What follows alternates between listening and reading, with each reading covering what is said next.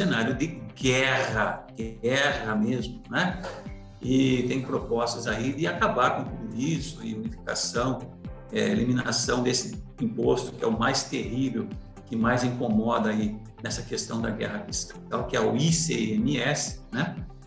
Mas está lá por conta de uma série de questões, aí essas propostas de unificação, de reforma tributária estão ainda caminhando, às vezes parece que vai mais rápido, às vezes para, enfim, estamos lá aguardando essa definição no Congresso Nacional. Então, lá em meados de 2015, teve um boom, né? O e-commerce, as vendas online, os marketplaces, e essa evolução do e-commerce através das vendas pela internet, ela revolucionou a estrutura operacional do consumo, impactando, então, diretamente na arrecadação fiscal dos estados brasileiros, né? Só que naquela época nós tínhamos uma concentração de fornecedores de bens e serviços muito grande ali na região sul e sudeste, né? E essa concentração nessa região acabou ocasionando, em termos arrecadatórios, uma desigualdade regional, né? E essa má arrecadação dos estados, porque teve essa concentração de produtores e prestadores, então mais vendas, mais receitas para esses estados, mais poder de comercialização, mais recursos para investimentos, e tudo isso porque antes do DIFAL, o ICMS decorrente dessa venda, ele ficava para o estado onde estava sediado o vendedor. Nesse contexto que surge o DIFAL, né, como uma solução criada para o recolhimento, para que o recolhimento do ICMS ele fosse mais justo e melhor dividido entre os estados, né? Então, após o DIFAL, o estado no qual o comprador do produto ou serviço residia passou a receber parte desse ICMS da transação. Que essa instituição do DIFAL, através da emenda constitucional e do convênio 93, ele foi questionado no STF. O STF falou o seguinte, que essa decisão da inconstitucionalidade do DIFAL, ela somente produziria efeitos a partir do exercício financeiro seguinte à publicação do julgamento. Então, a publicação do julgamento foi em 2021, então o DIFAL só poderia ser cobrado, né? A inconstitucionalidade, aliás, só valeria a partir de 2022. É engraçado, né? Então, é inconstitucional, mas ele vai ser inconstitucional mesmo a partir do ano seguinte dessa decisão nossa. O posicionamento dos estados quanto ao início da cobrança do DIFAL, ele não é uniforme. Porque muitos estados ignoraram tanto a anterioridade anual como a nonagesimal e já estão cobrando desde a publicação da Lei Complementar, 5 de janeiro. Tem estados que observaram os 90 dias, estão cobrando a partir de 1º ou 5 de abril, né? O ICMS DIFAL. Tem estado que está cobrando a partir de definição da lei própria deles, então alguma data diferente. Tem estado que sequer está cobrando e esperando alguma definição com relação a 2023. Então, está assim, não há uma uniformidade, cada estado está regulamentando da forma que bem entende e não respeitando esses princípios da anterioridade anual e nonagesimal, o que levou, então, muitas empresas ao judiciário para postergar essa cobrança, aliás, suspender essa cobrança em 2022 e só cobrar em 2023, em observância a esses princípios que nós acabamos de ver, né? Então, o STF, pelo ministro Alexandre de Moraes, já está dando sinal, uma decisão ainda monocrática, né? Mas dando sinal de que vai valer sim, resumindo aqui a conversa, né? Vai valer sim a partir de 2022. Vão a partir da publicação da lei, não vai ser postergado para 2023, não. Então, quais os impactos dessa lei complementar para as associadas, né, da SOBAM? E aqui entra a parte da espinhosidade. Exatamente, mais do um pouco, né? Do mais um tema. pouco de espinho, né? Isso. Porque depende. Então, a análise da lei para cada sociedade precisa ser caso a caso. E daí, de acordo, então, com as particularidades, para verificar se seria o caso de uma ação individual para questionar essa lei 190, ou se seria o caso de uma segregação da contabilidade com relação às atividades prestadas pela associada, se seria o caso da segregação da empresa em si, né, dividir as empresas, sede, funcionários, contabilidades, de acordo com a atividade. Na verdade, um planejamento tributário, né, com relação a esse assunto, onde precisa analisar vários pontos para se definir essa estratégia com relação ao ICMS e ao DIFAL. Porque existe realmente, né, como a doutora falou, uma heterogeneidade, uma diversidade muito grande no campo de aplicação dessas regras para as empresas das quais nós estamos tratando aqui, né? Então, por exemplo, nós temos aqui, quanto à atividade, né? A doutora Lê falou aqui algumas coisas, mas só reforçando aqui. Nós temos empresas, né, desse ramo aí de pneus, vamos dizer assim, que só presta serviço para, né, recuperação de pneus de terceiros, né? Ela compra o insumo e recupera o pneu por encomenda de terceiro. Então, essa é uma empresa puramente prestadora de serviço. Ela se enquadra naquela lei complementar 116 de 2003, naquele anexo 14, tem um anexo da 14.04, né, do anexo, que está bem claro lá que essas empresas elas são contribuintes do ISS, portanto, não são contribuintes do ICMS, ponto final. Né? Não tem que falar em DIFAL para essas empresas aí. Mas tem empresas que só compram pneus velhos, né? Aquela carcaça e tudo mais, recupera o pneu e vende. Então já é um pouco diferente, ela não faz isso em pneu terceiro, ela faz um pneu bem próprio dela. Essa é uma outra situação. Tem empresa que faz as duas operações, tanto para terceiros como para bens próprios. E tem empresa que faz as operações acima e ainda comercializa pneus novos, não é verdade? Vocês estão aí no ramo, vocês sabem disso, né? Que faz a recalchutagem, recuperação de pneus, mas também vende pneus novos. Veja, cada situação dessa é uma situação, né? E tem a empresa que só comercializa pneus novos. Essa aqui, inclusive, não seria nem essa associada da Soban, né? Ela só comercializa pneus novos. Então, empresas que compram insumos ou pneus novos de fornecedor sediado no mesmo estado, por exemplo, é uma outra situação. A questão aqui agora é quanto à incidência do DIFAL ou não. Então, empresas que compram insumos, né, a borracha, ou pneus novos, aquela que comercializa pneu, não é o caso nosso aqui, mas as de insumos, sim, que são recapadoras. Elas compram pneus de fornecedor sediado no mesmo estado em que ela, compradora, adquirente, né, está sediada, não tem que falar em DIFAL, porque o DIFAL a gente sabe que é uma alíquota diferenciadora de negócios, né, de operações interestados. É uma empresa comprando de um fornecedor de outro estado. Então, quando aquela compra, é uma empresa que compra do fornecedor sediado no mesmo estado, sendo insumos para recalchutagem ou pneus novos, não há que se falar em DIFAL. Essa questão do DIFAL não entra para essas empresas.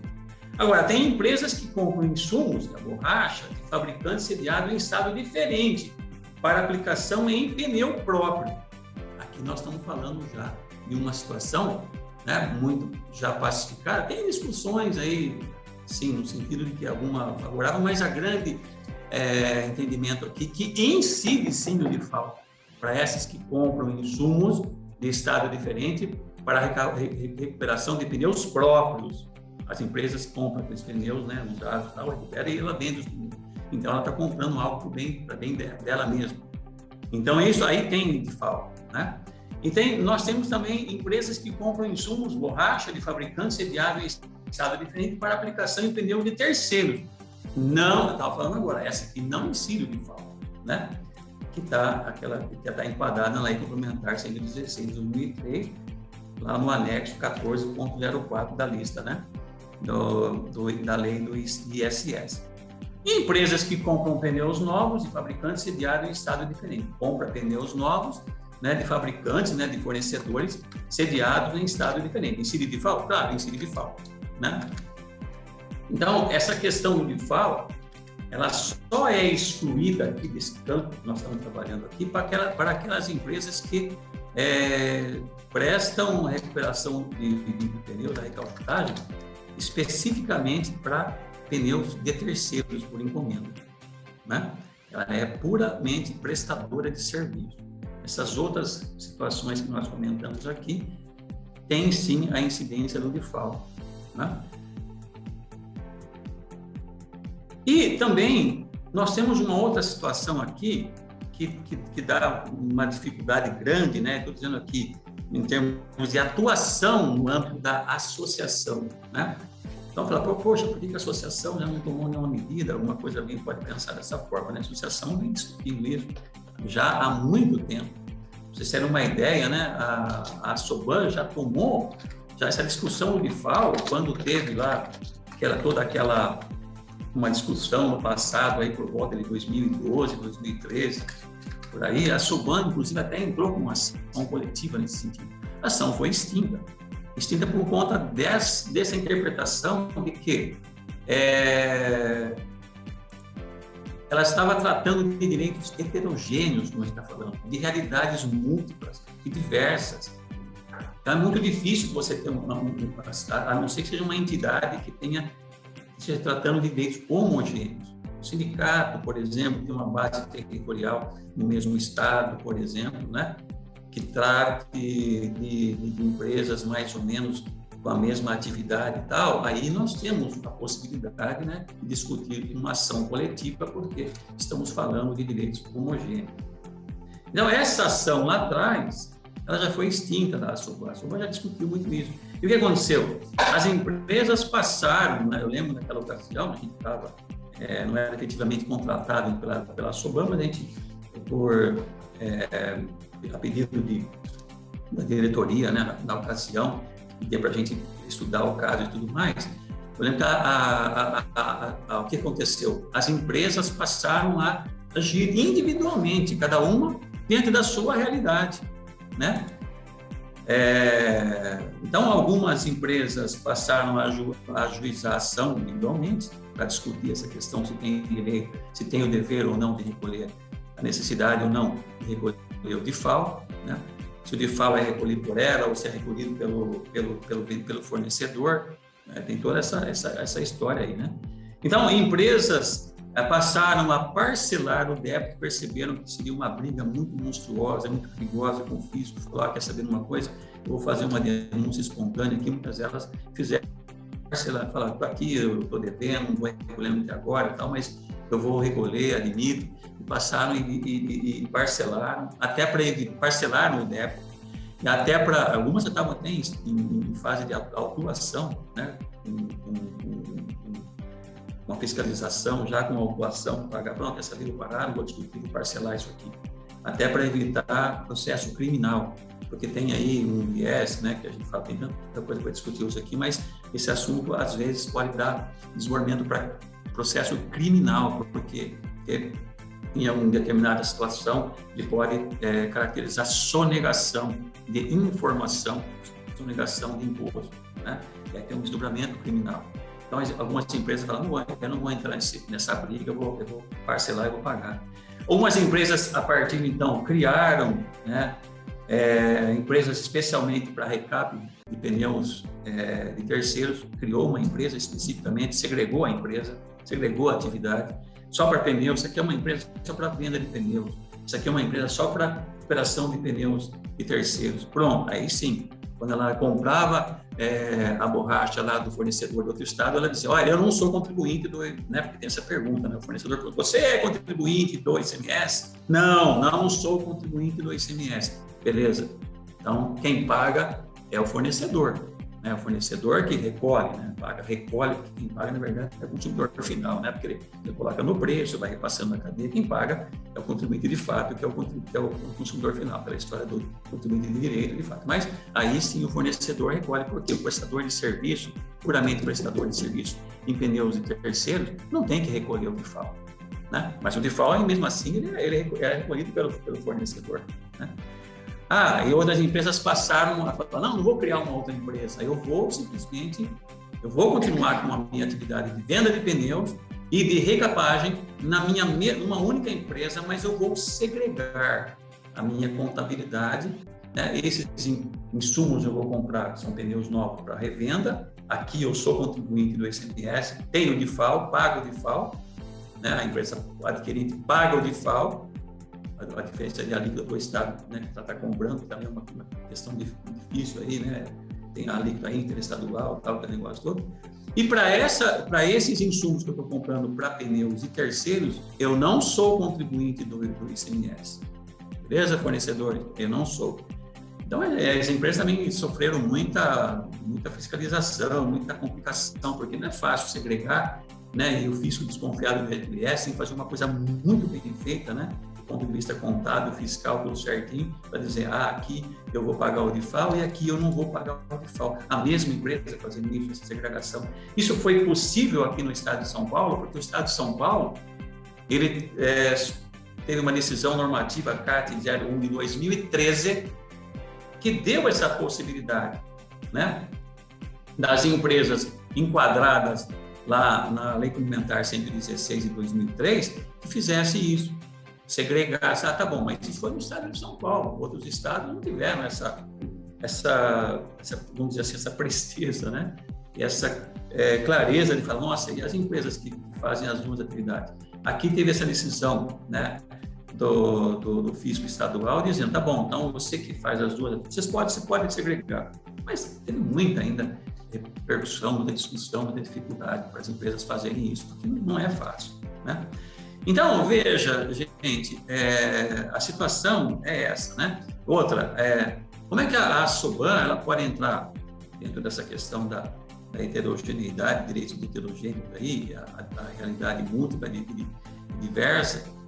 Ela é uma entidade nacional e nós está discutindo um tributo que é de competência estadual, né? E cada estado tem a sua legislação própria. Então, a SOBAN teria que dividir, o que também é uma coisa muito absurda. Absurda não, é difícil, porque o fisco ele pega tudo quanto vírgula para falar, não, aqui está errado, aqui não sei o que, aqui está errado, e ficar discutindo anos e anos. Então, o que a SOBAN teria que fazer? Teria que fazer uma ação coletiva para as empresas de Santa Catarina, por exemplo, que sobra essas empresas onde se discute o DIFAL. Uma outra ação coletiva só para as empresas lá, por exemplo, do Espírito Santo, né? As associadas do Espírito Santo, no qual a atividade se discute o DIFAL. Uma outra ação só para a Bahia, uma outra ação, veja, é uma situação, ela é muito complicada, mas nós vamos ter decisões conflitantes, uma série de coisas. Teria que ver a legislação de cada estado e tudo mais. Então, veja a situação da SOBAN aqui, fazendo até uma defesa, né? Eu vou dizer uma defesa, mas esclarecendo, né? Porque pode ter questionamento. Por que a SOBAN, como entidade, não toma frente nisso? Veja a dificuldade que estamos colocando aqui. É muito difícil. Por isso que as empresas têm feito isso individualmente, que é mais fácil, porque diante da realidade dela, né, da peculiaridade dela, do estado onde ela está inserida, da atividade que ela desenvolve, né, se ela compra, qual é o diferencial que está sendo discutido aí, porque também o diferencial de região para região, estado para estado é diferente de um do outro, né? E ela vai entrar e falar, minha situação é essa, seu juiz. Quero que o senhor me dê uma decisão aqui, que eu não tenho que recolher o DIFAL. Ponto final. Então, é mais seguro, mais certo, né? Tá fazendo isso. Mas agora, veja, agora nós poderíamos estar fazendo isso em tese do passado, antes da Lei Complementar 190, discutindo os últimos 5 anos, porque agora nós temos uma lei complementar. uma lei complementar que diz que o DIFAL é devido de contribuinte, de fornecedor contribuinte do ICMS para contribuinte do ICMS e de contribuinte do ICMS para não contribuinte do ICMS. É devido, ela tem umas regrinhas aí, né, dizendo quem que vai recolher o DIFAL. O DIFAL, de qualquer forma, ele é devido, ou pelo adquirente ou pelo fornecedor, depende da situação da empresa, se ela é contribuinte ou não contribuinte. Veja só que situação, né? Então, se a gente falar em ações agora, nós temos que falar, primeiro, vamos discutir, primeiro, a ação da inconstitucionalidade da exigência do DIFAL a partir de 2022. A gente já está vendo que foi falado que o STF está dizendo, não, é devido sim, porque não é um tributo novo, não sei o quê, blá, blá, blá, blá, blá. Então, a gente já está enfrentando a situação. Vai baixar a cabeça, não sei o quê, tudo mais. Vai ser, não, acho que a gente tem que brigar, é a história, estamos numa guerra, se não brigar, é tudo que eu fiz que quero, né? Então, só estamos dizendo aqui as dificuldades que nós estamos diante da situação que nós estamos vivenciando aqui. Ela existe, ela não foi e não pode ser resvalada pela Lei Complementar 190. As empresas que são prestadoras de serviço, né, de recapagem, elas devem continuar se entendendo dessa forma, né, brigando nesse sentido, dizendo, eu não vou pagar o DIFAL porque eu não sou contribuinte. Mas aí é uma decisão de cada empresa. Nós não descartamos ainda a possibilidade de uma ação coletiva pela SOBAN, isso vai ter que ser discutido ainda com a diretoria, né?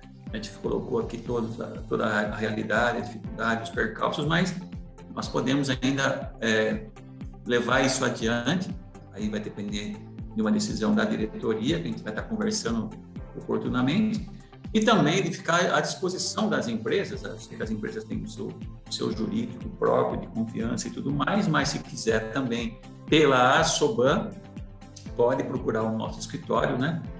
Nós faremos com muito prazer qualquer auxílio aí, mesmo até se individualmente quiser entrar com ação, né?